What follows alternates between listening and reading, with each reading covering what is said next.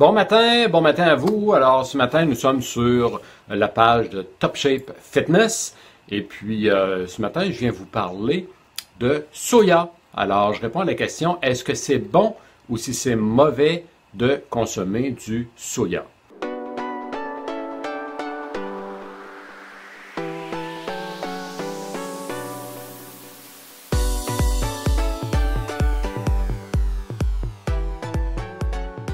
Mais avant, c'est peut-être la première fois qu'on se rencontre. Mon nom est Paul Rousseau et comme entraîneur personnel, aussi comme praticien en gestion du poids et praticien en soins de santé au naturel, ce que je fais dans la vie, c'est que j'aide les gens qui sont sérieux dans leur désir de transformation à avoir plus d'énergie et de vitalité, à augmenter leur confiance en soi et à se sentir bien dans leur peau. Et puis, ce matin, oui, je viens tout juste de terminer une consultation avec une cliente.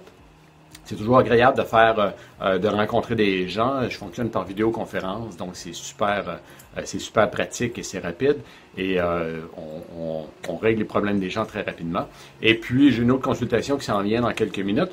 Mais je me suis dit, bon, je vais faire une vidéo entre les deux consultations pour pouvoir rejoindre des gens ce matin sur Top Shape. Et on profite que les gens sont en congé aujourd'hui.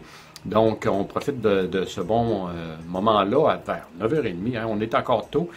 On est encore tôt, mais pas aussi tôt que d'habitude. Normalement, je m'adresse aux gens environ vers 6h15 le matin.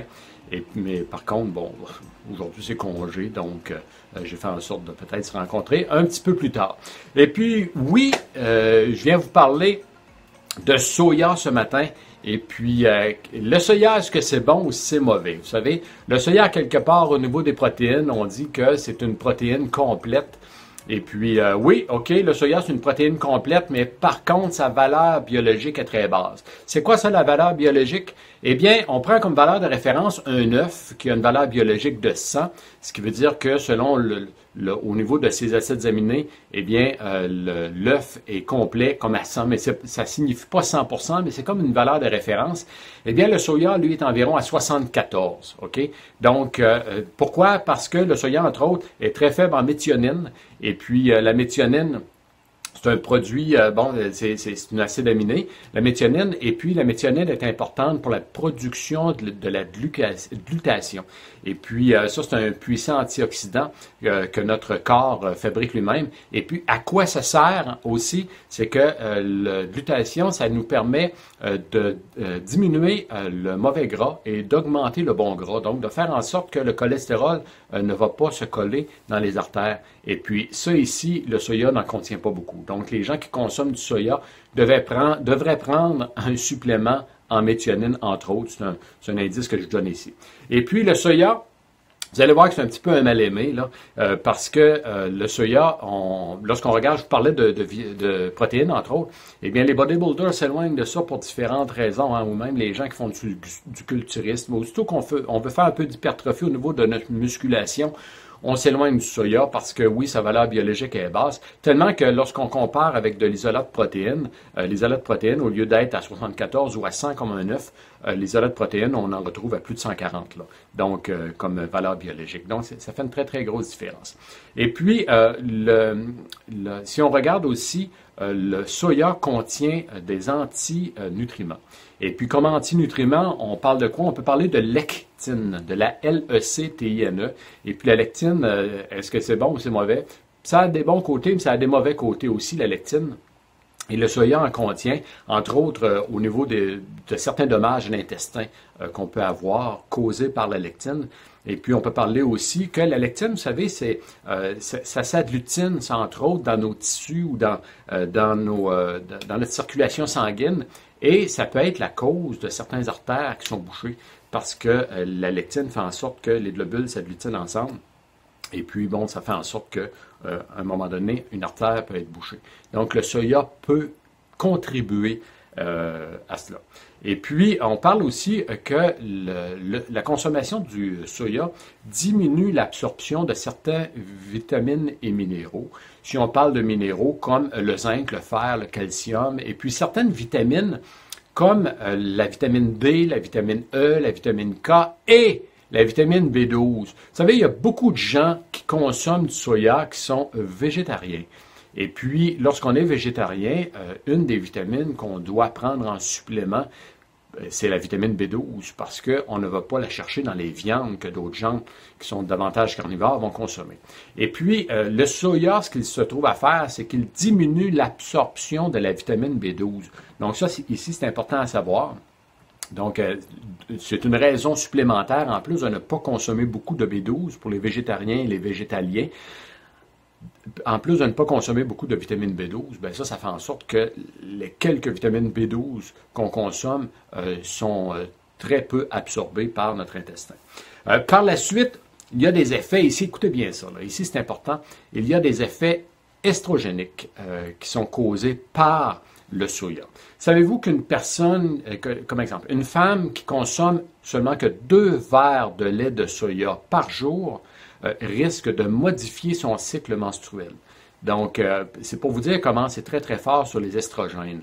Et puis, le soya, ce qu'il a tendance à faire, entre autres, c'est de faire de la rétention d'eau. Ce que la plupart des gens on préfère ne pas trop faire, hein, faire de la rétention d'eau. Et puis, ça fait augmenter aussi, lorsqu'on consomme du soya, c'est important de savoir que ça fait augmenter le pourcentage de gras corporel, surtout au niveau de l'abdomen, au niveau des hanches, au niveau des cuisses. Donc, il y a une augmentation du gras corporel. Et ça, c'est important de le savoir aussi. Donc, ici, vous savez, on parle que c'est un peu un mal-aimé, et puis tout ce dont je vous ai parlé jusqu'à présent, ça a été prouvé par des recherches, par plusieurs des dizaines et des dizaines de recherches qui arrivent au même résultat. Et puis ici, il y a quelque chose qui n'a pas été prouvé par une recherche, mais j'aime allumer une petite lumière aux gens ici, c'est que le soya contient un acide qu'on appelle l'acide oxalique.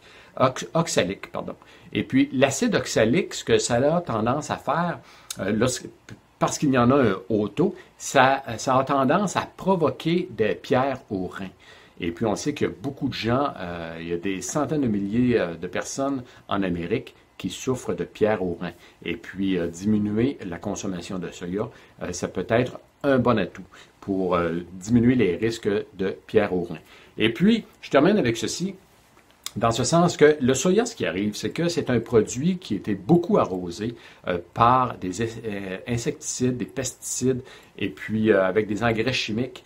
Et parce que, vous savez, c'est un produit, s'il n'est pas consommé bio, si vous aimez le soya, si vous aimez le tofu, moi je vous conseille de prendre de consommer du soya ou du tofu bio. Ça n'enlèvera pas le côté estrogénique et tout ça, mais c'est parce que le soya, là, tout comme le blé, tout comme le maïs aussi, c'est un produit qui a été beaucoup transformé génétiquement. Donc, les OGM, là, dites-vous qu'au niveau du soya, c'est un produit transgénique pratiquement assuré s'il n'est pas bio, parce que c'est un produit qui a été transformé à de multiples reprises. Et c'est ça qui fait que c'est un produit qui est cheap. Hein? C'est un produit qui est bon marché.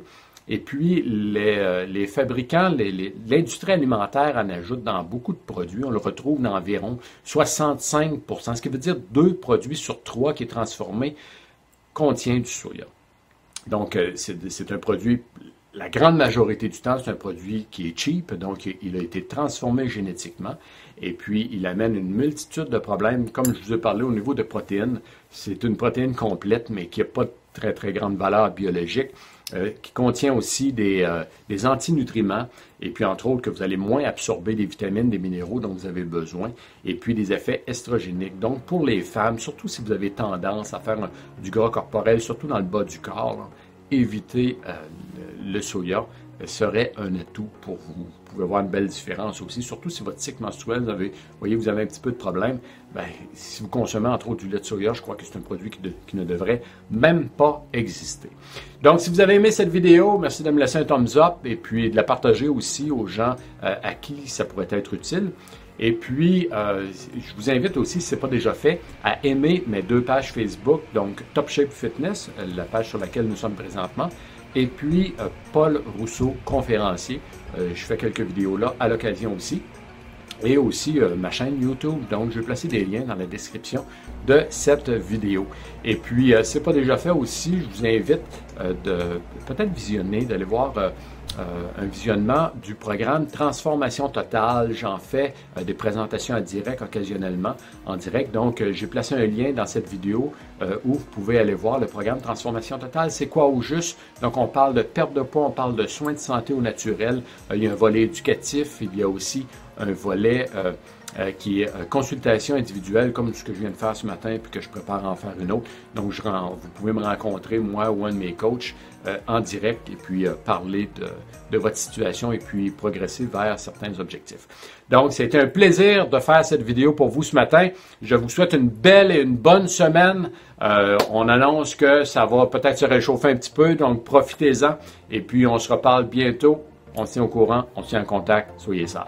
OK? Ciao!